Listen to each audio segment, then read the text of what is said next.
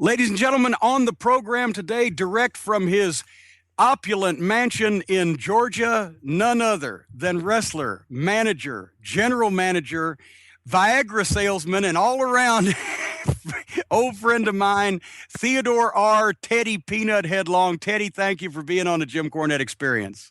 Hey, Jim Cornette, thank you very much for having me, and that's how I was able to afford this mansion, by selling that Viagra. So let's get that clear why that Viagra needed to be sold. Like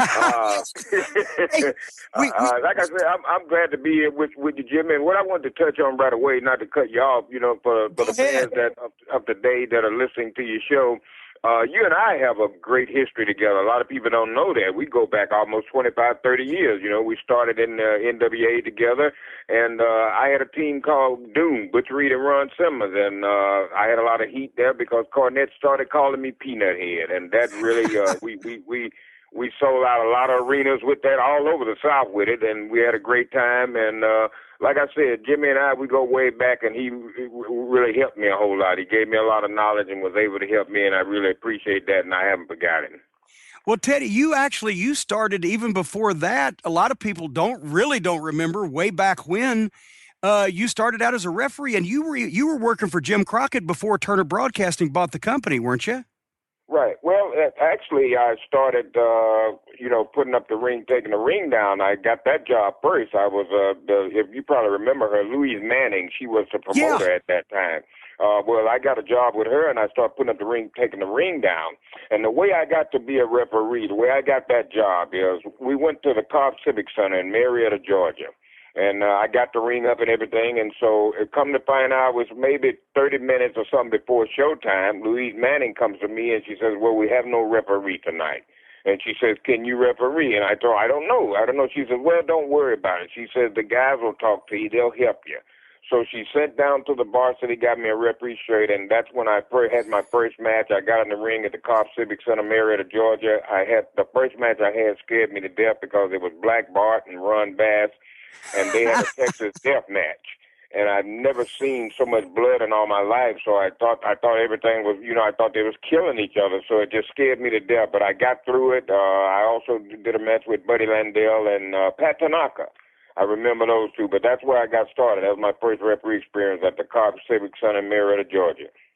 And gosh, I hadn't thought about Louise Manning in years, but she went in the Georgia office. She went all the way back to the days of Jim Barnett and Ole Anderson, and she was a great office manager and made sure that everything was going good. And I believe the Cobb was one of her towns.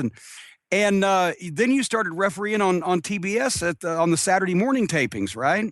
Exactly. Yeah, I started at Dusty Rhodes. He was the one that gave me my first job, so I started, on TBS.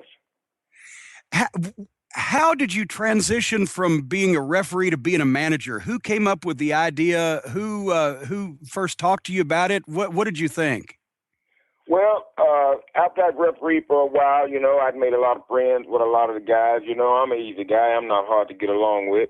So I started riding with Hot Stuff Eddie Gilbert, God rest his soul, and Kevin Sullivan.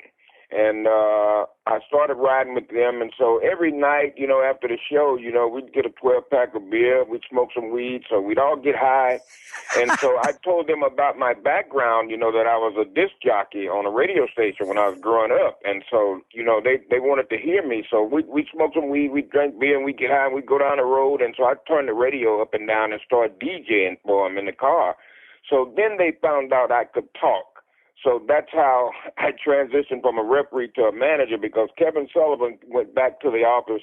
Jim Ross was part of this. He went back to the office, him and Eddie, and they told Blair about it. I think he was doing the booking at that particular time. They ran it by him. He hated it. He didn't want to do it. He didn't want to have anything to do with it. But finally, I think Jim Ross and everybody else, they convinced him, and they got together. And so that's how I started managing. Because, and I know because of your ever youthful appearance, people think, well, wow, he'd done all this stuff, but you were almost 40 when you started managing in the late 80s, right? No, I don't think I was pretty close. I was about 30. Well, but I'm not trying to make you old here now, but no, you can't make me old. If you're old, you're old. It's just that you had such a colorful background and you'd done so many different things before you even got started in the wrestling business. Talk about your radio DJ days and tell us some James Brown stories. Okay, my radio DJ days, 1968. I worked at WOKJ in Jackson, Mississippi. Worked there for a while, disc jockey there. Started out in Birmingham, Alabama, in my hometown at WENN. It was called Win Radio. So I started DJing there. So while I was doing my DJing in Birmingham, in my hometown, I had a chance to meet a lot of the R&B singers back in the day, and James Brown happened to be one of them. So James Brown came to town, and whenever James Brown would come to town, he'd always come by the radio station because in Birmingham, because we'd interview him, let everybody know he's in town. So he kind of took a liking to me, and so I started riding with him. So he would let me go to the whatever show that we had that night. He would let me ride in his limousine and let me go to the show with him, and I'd carry his bags in and everything. So I had the opportunity, too, to meet his son, too. His son that died, his son was killed in a car accident. But I had a chance to meet his son. His son's name was Teddy, same as mine, before he died. But anyway, I worked with James there, for a while. And so then I went to Jackson, Mississippi, to WOKJ radio station there. And James Brown came to town there. And when he got there, he remembered me from Birmingham. He knew who I was. And so at that particular time, James Brown owned a bunch of radio stations. He had about 5 radio stations. He had 2 of them in Augusta, and he had some more. They were kind of all scattered out. So he wanted to take me and give me a job to work on one of his radio stations. So he didn't want to like steal me from the company. He just said if I wanted to come, I could come. He said, but you've already got a job. You do what you want. You stay with him, or either you can come work for me. But anyway, to make a long story short, I didn't go to work for James. I stayed where I was. So then I finally came back home to Birmingham, and James Brown came, and he had a television show on TBS called Future Shock. It was like the Soul Train, like a dance show. So I had a chance to get back up with him there, so I started working for him there, and I was like the music director. I would select music for the television show for the kids to dance by. So I met James, and I was with James there, and the last time I saw James is I was in Madison, Georgia, and this was before James died. I was in Madison, Georgia, and I stopped at a gas station. And this big limousine happened to pull in, and when the limousine pulled in, and I waited there, and when the door opened, James got out of the car, and he was on his way to Augusta. He was on his way home, so I had a chance to talk to him there for a minute. In fact, I got an autographed picture that he signed for me, for my wife, really, and I got that hanging on the wall now. But Jim Cornette and I, we had fun with that because at the time, James Brown had did some stuff down in South Carolina where he was running from the police and acting a fool. So my thing was I had this suit. I wished I had it now, but I had a suit on and it had these stripes in it. And it looked like a prison outfit. And I wore that suit in honor of James Brown, Free James Brown. I was trying to start this campaign to free James Brown, and Jimmy just jumped right on it, and Jimmy was right on top of it with me. So we had a lot of fun with that. Hey, have you seen the documentary that's just been on HBO over the past week or two, Mr. Dynamite, the James Brown story? Mick Jagger was the executive producer. They did a tremendous job, so much of the old footage, all the way back to the late 50s, the black and white stuff, him and the Famous Flames. Have you seen that? No, I haven't, but I did see the making of it or the trailer or something the other night. I was flipping around. No, I hadn't seen that, but I'm going to catch that. I definitely want to see that.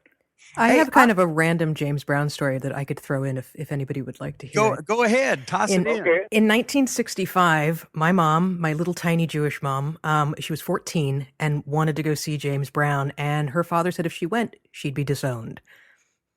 That is my James Brown story. It's one of the funniest things my mom has ever told me. There's racism in all communities, and Jews definitely have their share of racism. But mom had soul at 14. Little white Jewish girl had lots of soul. I love that.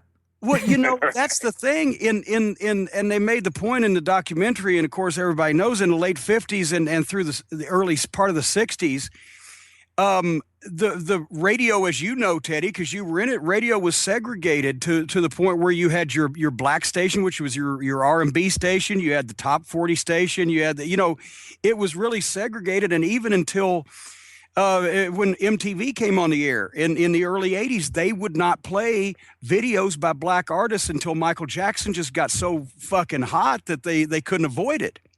That's true. And, so it was like James Brown That's one of his first successes, was being able to cross over as a pop artist, because he got so big and so popular that some of the other stations, the white stations, supposedly had to play his records. And also, he wasn't really, he invented, or if not invented, certainly furthered funk music, because it wasn't really just R&B, it wasn't really just soul. He had that tight band with him, and it was his own genre. He was kind of alone unto himself. He took all those influences. Right. Well, and in some of that stuff you're going to see in the documentary if they show this, but I had a chance to go and see the movie, and I saw just a little bit of it in the movie. They really didn't put it out there just how strict he really was, but he was a real strict guy, man.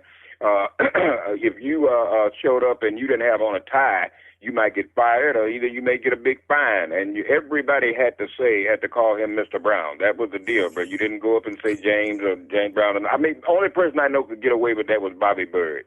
And Bobby Bird would, he discovered James. So he was the only person that was really close with him that could get away with that. But he was real strict, man. He didn't play.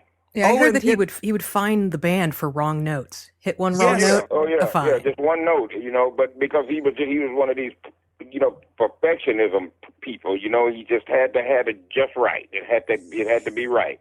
In the documentary, they've even got footage of him flashing, and I think Maceo Parker was talking about if he turned to you and flashed his hand like 5, 10, 15, 20, that's $20. You were fined. You didn't even know what you'd done wrong. And they have footage of him doing it on stage without missing a beat singing. It's sort of like he's the Bill Watts of soul music, right? Right. Now you see what I mean by him being that perfect person. He wanted just right. He never missed a beat, but he let the guy know, well, I got you. Hey, before we get back into wrestling, because I'm enjoying this, but who were you as a DJ on the radio in the '60s? Because I'm a big Motown fan. I love old R&B artists. Who were your favorite artists as a DJ? Well, back in my day, Aretha Franklin was real hot at that time. She'd come out with the tune "Ain't No Way" and "Respect" and Dr. Feelgood, a lot of tunes. Aretha Franklin was there. A lot of Motown stuff was great. The Temptations were really hot back in the day. You had Mary Wells, Bobby Womack. He was really hot back there in that day. He was one of my favorites too. I enjoyed Bobby Womack's stuff, man. There was just so many people there. And when I worked at WOKJ in Jackson, Mississippi, we played a lot of stuff out of Memphis, Tennessee from Stack Records. And, yeah, we had Rufus Thomas, Walking the Dog, Isaac Hayes, Shaft, Carla Thomas, Gee Whiz. Just so many great songs, man. It was unbelievable. Booker T and the MGs, Green Onions, and all that good stuff, man. Barcades, Otis Redding. So all those guys come out of Stack Records. So it was just so many people there, just a lot of favorites. You didn't know who to pick. Actually, I got to meet Rufus Thomas one time because from Memphis, he was such a big wrestling fan, like everybody in Memphis was. He'd come on the Channel 5 show on Saturday mornings every once in a while. I got to meet him one day. I'm like, oh, my God, it's Rufus Thomas. Yeah. And now we've lost everybody under 40 in the audience. But, hey, look it up. YouTube it. Google it, you young fucks. Because this was really that's where it's at. So anyway, back to wrestling. Finally, Kevin Sullivan and Eddie Gilbert and JR kind of twisted Flair's arm. And I think this was right about the time that I got on the booking committee, right about the time you started. So I wasn't in on the genesis of it, but you got to manage Doom, Ron Simmons and Butch Reed. And at first they were masked guys. And it's not like you could hide Ron Simmons and Butch Reed, but the masks were kind of cool. They had the black wrist tape and the black long tights and the black masks. And then you had like you said, the striped, pinstripe James Brown suits and everything. And it was a great package. Talk about managing Ron and Butch and some of the matches they had at the time. They were one of the bright spots as WCW was headed downhill. Well, yeah, it was a great opportunity for me to be able to be associated with those two, man. They were two tough guys. I mean, great performers, great wrestlers. As Ron, former Florida State. Butch Reed did a lot of stuff in Kansas City. I think he played football too. But managing them, it was a lot of fun, and then sometimes it was a lot of headaches. Because back in the day, the guys, they kind of drifted away and did their own thing. Everybody went their ways. So sometimes I would have the opportunity to show up at the arena. It would be Teddy Long, but there would be no Doom. So, so that night I knew Teddy Long had to get an ass whooping because we got to make the people happy. If they ain't dooming here, they're going to have to whoop my ass so we can try to, make this thing work. But but it was great, though. I had fun. That's like I said, I had really good times with you and the Midnight Express, man. We made a lot of money. I mean, well, the promoters made a lot of money, Jimmy. You and I didn't see none of that. We thought, right? But it was just great with Butch and Run. They were tough, and, and I had this gift of gab, and I got on there and I talked about what they would do. And what made it so good for them is because when I said they would do something, that's exactly what they went and done. So they would, they would back it up. So it was great. And a lot of people enjoyed that, and then they got mad with me about them. I think we started getting over and everything, so Flair wanted to kill that, so he wanted to turn us, whether he wanted to turn us heel or babyface. I think with babyface, he wanted to turn us for no reason, so I don't know what it was with him. No, it was, you were going from heel to babyface, I think, or that's what the plan was or whatever. Right. Like a TSD survivor, sometimes, Herd was involved in all of that, so my mind wanders. Yeah. But, It actually at that point, one of my favorite interviews, when they were attempting to split up and bury the Midnight Express at that point, but they had me hosting my own interview segment called the Louisville Slugger, and every week I would interview different personalities, whether it be babyface or heels, and the one we got to do, I always loved, and people talk about it when I see him to this day sometimes, because we did the Don Cornelius sign off. Yeah, that's right. Teddy does this big long promo on whatever's going on with him at that time and everything, and I'm standing there and I said, all right, Teddy, and we did a jive handshake that you taught me how to do, and I muddled through it, and then we both together, I said, and in parting, we want to wish you love, peace, and we both go, soul. And we came back in the back after that, and all the boys are going, what the fuck are you guys doing? I said, I got to have some fun some way or another. Yeah, well, they just didn't have a clue. That was good stuff, man. And back then, we had no writers or nobody to, tell us what we're supposed to do. So we had to think of a lot of this stuff up on your own. So you had to do things that would entertain people. You had to think of this stuff. Yeah, and we've talked about it a bunch here on the program. I talk about writers all the time, and in those days, you hit the nail on the head. They would tell you, okay, Teddy, you got 2 or 3 minutes. It's Doom versus the Steiner brothers. Go sell me some tickets. And right. You got to come up with something that people are going to think about. Right. All you had was is who your opponents were working with and the date and time and the arena. And that's what you had to talk about. So you had to put all that together, and you had, like you said, we had to sell tickets. And that's why Teddy Long became one of the hardest working managers in show business, because sometimes you didn't even have your guys showing up, and you had to muddle through that shit. But I left WCW toward the end of that run, and I was running Smoky Mountain Wrestling in Knoxville. But fill us in on your middle years there, because you stayed back and forth with WCW for quite a while there. Who else did you get a chance to work with? Who were your favorite guys to work with, and who maybe were some of your least favorite guys to work with? Well, one of my, my least favorite guy, golly, that may be Sid Vicious. Sid was, he was all right guy, but, he just had this bad attitude, if he just didn't have it his way, it just wasn't supposed to happen at all. So he might have been one of the worst guys, but I really enjoyed working with the Undertaker, Mark Calloway. Before he became the Undertaker, he was Mean Mark Callis. So that's right. He was one of your guys. Yeah, I remember that. Yeah, I had the opportunity to manage him as a single, and I also had the opportunity to manage him with Dangerous Dan Spivey. They were the Skyscrapers. So Taker was always great to work with, and I to being with him over the years, I mean, it was really great. Butch and Run, I enjoyed working with them. I had Mark Melrose, Johnny B. Bad. He was pretty much fun to work with. He would listen, so that was a good part about that. But there were a lot of guys. Ice Train, I didn't particularly care about managing him. He was another one of those you couldn't tell nothing. He had to have it his way. So other than that, I think that's about all the guys I really enjoyed working with. Well, I remember actually the original, you talked about Sid, the original Skyscrapers were Sid and Spivey, and then yes. Sid got hurt again some way or another, who knows, And well, that's he when, wanted to play softball. He thought that softball was more important than wrestling. So sometimes he would fake these injuries so he could be off, so he could manage his softball team. that's when he got the nickname Softball Sid, right?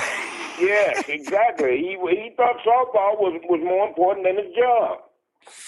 And he has to be the biggest, most jacked up softball player in the history of softball. To be honest with you, can you imagine looking at him out there on the field? But that is what opened up Mark Undertaker getting that spot, because Dutch Mantell had called me, and because he'd been working with him in Memphis and in Texas as the Master of Pain, and he, for the first time, but Dutch always called me with these 7-foot guys, because he did the same thing in Knoxville with Glenn Jacobs, with Kane, before he was Kane. But he called me and said, "Hey, I got this 7-foot redheaded kid.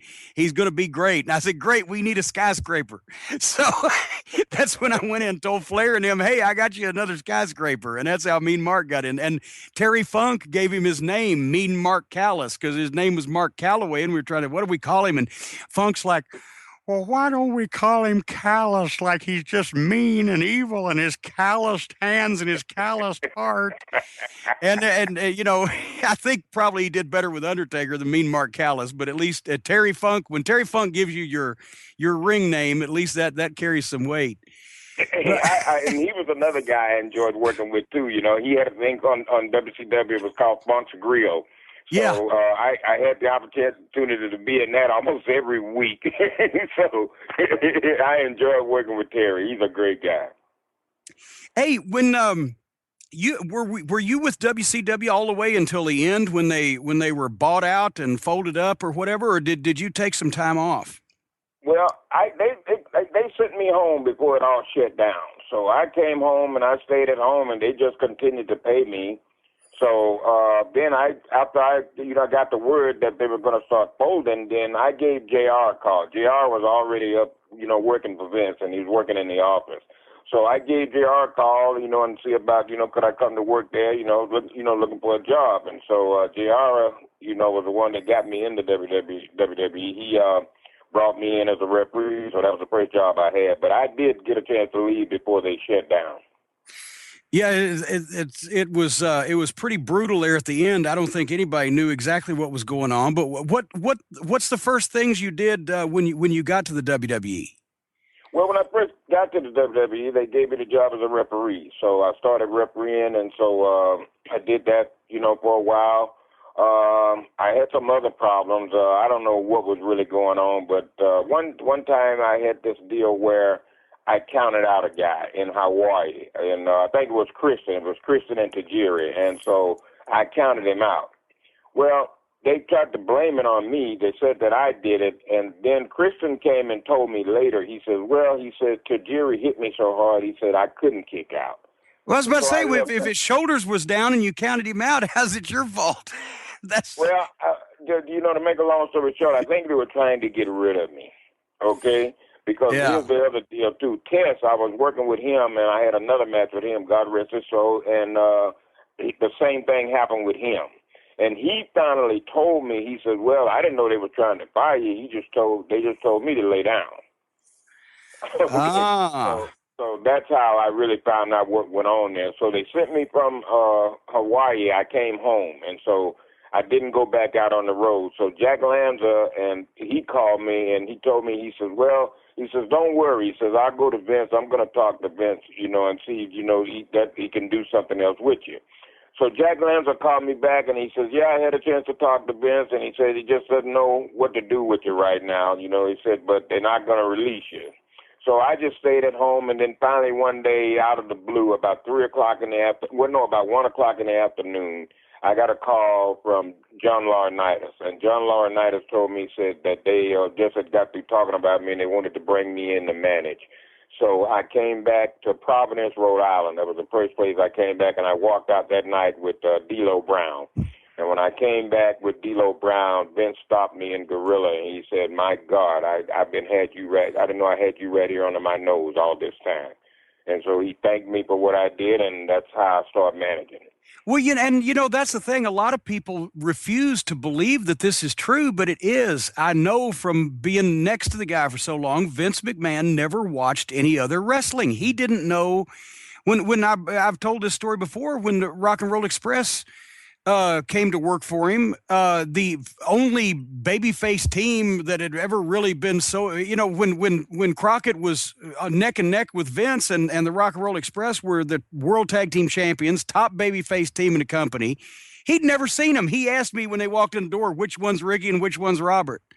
So it probably was a revelation to him that you had actually been a manager. Yeah, he didn't have a clue about it. Those were his exact words. And the way that I got up there, they were having this meeting, and I was told this by Earl Hebner. Earl Hebner was in the meeting, and Earl Hebner and Sergeant Slaughter and I believe Michael Hayes were the ones that mentioned my name because they wanted to bring somebody in that could talk. And they mentioned Ernest Miller first, and then Sergeant Slaughter, I think, spoke up and told him, no, Teddy Long, can I talk him any day? And so Vince said, well, if he can do that, then bring him up. And they called me, and I caught a flight at 3 o'clock in the afternoon and went to Boston. They had a car service pick me up in Boston, took me to Providence, and I walked out on Live Raw with D'Lo Brown. Wow, that's a long travel day for a live TV show. You made that one by the skin of your teeth. Were you with D'Lo when he had the match with Droz? Yes, I wasn't managing then. I was refereeing then, but I was the referee for that match. You were the referee. Right, that's right. When that happened. God, tell us what happened. And for the benefit of the people who might not remember, Darren Drozdov was a hell of a prospect, and he had a match with D'Lo, and D'Lo, I've got to say, is one of the best workers that I've ever, just pure workers. He knew he got it. And, it was one of those things that can happen and sometimes does happen. Droz ended up paralyzed. But walk us through the last couple minutes of that match. Well, when they got ready to go, D'Lo started, D'Lo started to make his comeback. So D'Lo went to pick Droz up for a pile driver. So when he picked him up and as he raised him, I guess, I don't know this for sure, but maybe Droz may have had oil or D'Lo may have had oil on his hands. I don't know which one. But when D'Lo went to pick Droz up, he got him straight up and he lost him. He slipped right out of D'Lo's hands, and when he hit, his head hit the mat, and it was like a spike. It hit it straight down. You know what I mean? And when he hit, he laid over and he looked up at me and he said to me, he said, I'm dying. Now I'm scared to death because this is the first time I've ever had to experience, a real injury in the ring there. Yeah. So that was pretty horrifying, but I was right there that night. It was the Meadowlands, I believe it was. That is where it happened at. And what, when he said that, obviously I get you stopped the match, right? Well, yeah, I give a signal, the referee signal to let them know what was going on. So we just, we kind of, trying to kayfabe it a little bit, trying to keep it, everybody calm, but we did stop it and get him out of there. And they got him right to the hospital. God, and I know that D'Lo, obviously felt horrible about it for a long time. And I think Droz, ended up, making up with him saying, hey, it wasn't your fault. This kind of shit happens. But, that had an impact on everybody because, the shit these guys do isn't ballet, as the old saying goes. And, almost anything can go wrong with any move, whether you're an accomplished worker or not. And that's why, I tell you, and that's what really angers me. A lot of times when I hear people talk about wrestling's fake, and they ain't doing it, that angers me because you don't have a clue of what you're talking about. You know what I mean? You can't get in there and do that. Let me see you do this if it's so fake. So I'm just saying, it's people, some people, they just don't have a heart. And I had the opportunity to, to see another one. I was in Kansas City when Owen Hart fell. I was right there and I saw that. So, Jesus, that was something, that was another tragic one. That one I was happy that I was home because that's like one of the first pay-per-views that I'd missed in about more than 3 years because I was fixing to move back to Louisville and start the developmental program. And they didn't need to fly me all the way to Kansas City to do, a couple of on cameras for international heat or whatever. So I was actually at home packing and had ordered the pay-per-view and saw it Obviously didn't see it. It wasn't televised, but was watching the pay-per-view and saw the aftermath when Jeff and Deborah and those guys were doing the promo, and Jeff was in tears, Jeff Jarrett, and obviously knowing that something was wrong, but not knowing what did you know backstage, and when did you know it that night? Because there's been everybody's talked about it. Should they have stopped the show? They didn't know what the fuck. What did you know? Well, I didn't really know what had happened. I saw what had happened, but I didn't know that it was fatal. And I think it wasn't fatal right there at the arena. But I watched that, and Owen come down, and when Owen come down, his head hit the side of that steel ring pole. And I think that may have caused the fatal part of it. I don't know. I'm not saying that's it or nothing, but all I know, I'm just saying what I saw. And I watched them as they rolled him out, and when they rolled him out, man, he was like, he had changed colors. He was as white as a ghost. And that just, golly, that was just kind of scary. So that's basically all I knew about it. And then they took him to the hospital, and then later on that night they called, and, they told us that he was gone. He had passed away. What was the tenor of the locker room at the point where, everybody was freaking out when he fell and he was taken to the hospital, but was anybody still around when you got the last word? Was the show still going on? What was the reaction? Well, some people got the word that night, and they called other people, but basically I think when they really told everybody about it, I believe it was the next day. Yeah. But people stayed in contact, with their phones and stuff to different people. So, some people knew about it that night. But it was just tragic because that day, me and Godfather there and Owen, Owen, him. He's a prankster. He loves to joke around. He was just funny like that. He always enjoyed having fun. So all that day he had been joking around, just playing pranks on people and stuff. And so, golly, for a man to be so happy and jolly one minute and the next minute he's gone, that's pretty bad. Well, hey, bringing things to a lighter note, how long was it before you transitioned from managing to the general manager spot, and how the heck did that even come up? Well, I was managing, and one thing after I started managing and started doing stuff, and Vince, discovered me and everything, and so he found out, really what I could do. He would always come to me, and he would say to me, God damn it, what you gonna say out there tonight? And then I would, repeat my promos and say my shit to him, and he'd laugh, God damn it, good shit, and so the next thing I knew that they said something, they didn't never say nothing to me about the position, but then it got to me some kind of way is that Kurt Angle, I think, told me about it.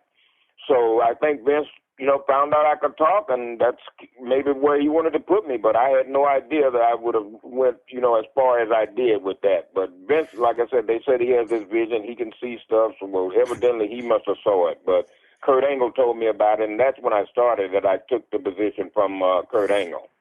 Did you have fun with it? For a while, though, but I managed Rodney Mack and Mark Henry. They were a tag team. I had them for a while before I started that. I had Rodney Mack's wife, Jazz. I had her. I had Mark Gentrek, the Reflection of Perfection. Let's see, and D-Lo. And I was trying to figure out, did I have anybody else? I don't think. Christopher Nowinski. I had him for a minute, and I think that was about it. And then I transitioned over, and Vince started me to doing these promos, with Kurt, and then that's how I ended up being the general manager. I was about to say, did you have fun with that? Because it seemed like that was, I did the same thing in TNA for a while, and of course, sometimes I had to have fun in spite of what I was given. I tried to make my own fun, but I had fun with it, but when it first started, it was fun, a little bit of fun, but I was nervous, scared shitless because I'm in a position now, that I've never been in my life. So, but I understand exactly where I'm at, and I know that I'm working on top now. And I know I'm in a money spot, whether I'm drawing it or not. I'm contributing whatever I'm doing to that money. So, I just wanted to make sure that I didn't fuck up or I didn't do nothing wrong because, when I was in WCW and back in NWA, I remember Gordon Soley, God rest him, he came to me one time and he said to me, Teddy Long, you are wrestling's best kept secret. But every time, I always, I got to start getting a good push, somebody would chop it, start, knock it down. So Vince McMahon, he gave me the opportunity to prove to those people that say I didn't have any talent or I would never go nowhere, to prove them wrong. And with Vince giving me the opportunity to do that, I didn't want to, do nothing wrong. I didn't want to screw nothing up because I was just proud of him giving me that opportunity. So I just wanted to make him happy and show him that everybody, whatever they told you, whatever you heard, it's wrong. And, I got to say, we got to get to this before we get done with the program here, because we talked earlier in the program about your U-Shoot has dropped this week, and you can go to shootinterviews.com, folks, after the experience and get some more of Teddy. But the two stories that were teased in the trailer and in the publicity that I got from the thing was one, Steve Blackman taking down the Big Show and you going to Wrestler's Court. Let's start with, because Steve Blackman was a badass. He was a martial artist. And we found him at his martial arts school in Annville, Pennsylvania. He had worked Calgary Stampede Wrestling and been out of the business for several years. He had gotten some kind of malaria sickness or something on an overseas tour and had taken several years off, and then sent a tape in, and we brought him over there, and son of a gun, this guy was a real life, Bruce Lee. Yeah. And he was tough, brother. I tell you a story about him. This is great right here. Him and Ken Shamrock were sharing a room. Now, Steve Blackman was the cheapest man on this planet, brother. Believe him and Nick Foley were just like neck and neck. So Blackman, he would go to like these Motel 6s or the cheapest hotels that he could find. So one night, him and Ken Shamrock were sharing a room in the Red Roof, and they went to bed, and through the night they started hearing something. And when Blackman cut the light on, there was a big rat in the room. So. Not the kind that the guys usually invited kind of rat that they usually invited. Not the girl rat. This is the animal rat. But there was a big rat in the room, and Steve Blackman got up out of his bed, and he fucking chopped that rat. He killed that rat with his hand. I'm telling you now, if you ever see Ken Shamrock, he'll tell you that story. Well, what about he did. Blackman in the locker room? He took the Big Show down without even using his hands. He was laying down on his back in the locker room, and Big Show walked in, over to him, and he stood over him in front of him, and he was saying something to him, picking at him and doing something. And next thing I know, Blackman didn't even move. He just took both his legs and he did something, and he hooked Big Show, and Big Show went down. He never got up off the floor. And I like Paul. I'm not trying to knock Paul, but that had to be something to see the world's biggest athlete go down without the guy didn't even use his hands. Oh, yeah, man. I'm telling you, that Blackman was too much, man. One time, he was standing out one time at the production office. He was going to kill everybody because something about his money. They didn't pay him or something, and he waited till the meeting was over. He would not leave the production office door. He stood there. He was going to kill them all. I bet you he got his money, didn't he? Oh, yeah, he did. Yeah, JR come right out and start talking to him. Hey, I got to mention the full story is on the U-Shoot. We don't want to give away too much, but it's like I sound like Mean Gene now. I can't say it here, but on the hotline. But no, talk about being you got taken to Wrestler's Court in the WWE for I've never heard of anybody being taken to Wrestler's Court for this particular offense. Would you tell that story just as an example of what you can hear on your U-Shoot? Well, we formed Wrestler's Court for different reasons. I went there. A lot of other people went to Wrestling Court, for different things. So Undertaker was the judge. I'll give you that much of it. Undertaker was the judge, and so I had to get a lawyer, and my lawyer was, God rest her soul, was Mae Young. Oh my God. So that was my lawyer that went to Wrestling Court with me, and I went to Wrestling Court for Viagra, and that's all I'm gonna say. Viagra, and then if they want to hear the rest of it, they'll have to go to the YouTube video, and they can find out how Viagra played a part in me going to wrestler's court.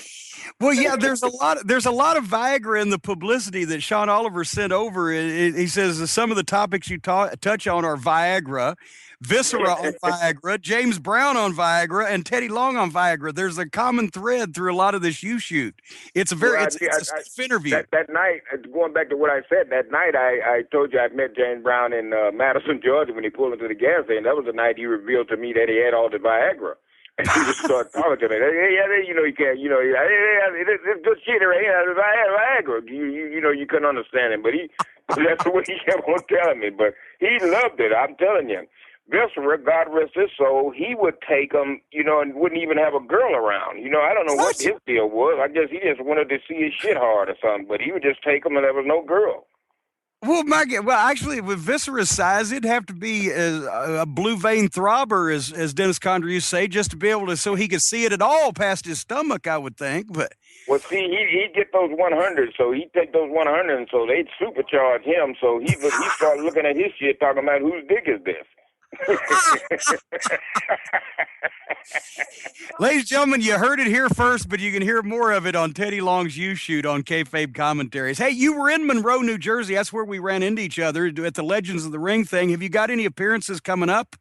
Or are you staying in the house for the wintertime? Right. Tell me that again, Jimmy. I'm sorry. My daughter walked in. She distracted me. Ask me that again. I'm just saying, if you got any more appearances coming up, you'd like to tell the folks where you're going to be at. Yeah, I do. Let me tell you where I'm going to be at. Let's see. November 22nd, I will be in Farmington, Massachusetts. There's a big mega fest there. I think Hulk Hogan is going to be there, maybe Kevin Nash and some more. But it's a big deal November 22nd in Farmington, Mass. I'll be looking out for all the players and the players, and I'll be signing autographs, kissing babies, you know, doing the deal. Kissing the babies between 18 and 35, right? Yeah. And I wanted to mention this, Jimmy. If anybody wants to book me, you know, to come to one of the independent shows, be GM for the night, make some tag team matches, they can get in touch with Brian Weinstein, and he's at gmail.com. And if they want to talk to him, do it on Twitter, he is at Brian7 on Twitter. That's Brian Weinstein at gmail.com and at Brian7 on Twitter if you want to book Teddy Long to come and do your deal. And you're also available to do DJ parties, right? Where you can play some of that old Aretha Franklin and you can lay down your patter, the mounds of sound and stacks of wax all designed with you in mind? See, that's what I'm saying right there. You and I, we have to get our own radio show. We need that. Hey, Alice, I'm afraid, you know, Teddy might be lobbying for the co-host position here. You know, I would have to defer to the legend. Well, hey, thank Teddy. you. Thank you very much for being on the program. It is fun, as always, to talk to Peanut Head, the legendary Theodore R. Long, manager extraordinaire, general manager extraordinaire, and Viagra salesman to the world, apparently. I never knew that about you, Teddy. Well, I'm working on my doctor's degree right now, too, so I can be legal. Dr. Long, PhD, prolonging hard dicks. Hey, man. Hey, Jim. Hey, thank you, guys. Alice, you know, a lot of people don't know who Alice is, but she's behind the scenes and she does a lot of great work. And so Alice is back there. She's in Wonderland, and I'm just waiting to find my way to Wonderland so I can see Alice, all right? So, and I'm not talking about the see Alice with the Viagra. I'm talking about Alice the person. Oh, goodness gracious. We've lost completely. Hey, Teddy, let's do the close. Let's do the close for the people. Because after all, we've done the whole show now. But as you can always be rest assured, we'll be back next week. You can bet your last money it's all going to be a stone gas, honey. I'm Jim Cornette. For Alice Radley and Teddy Long, we want to wish you love, peace, and soul. Holla.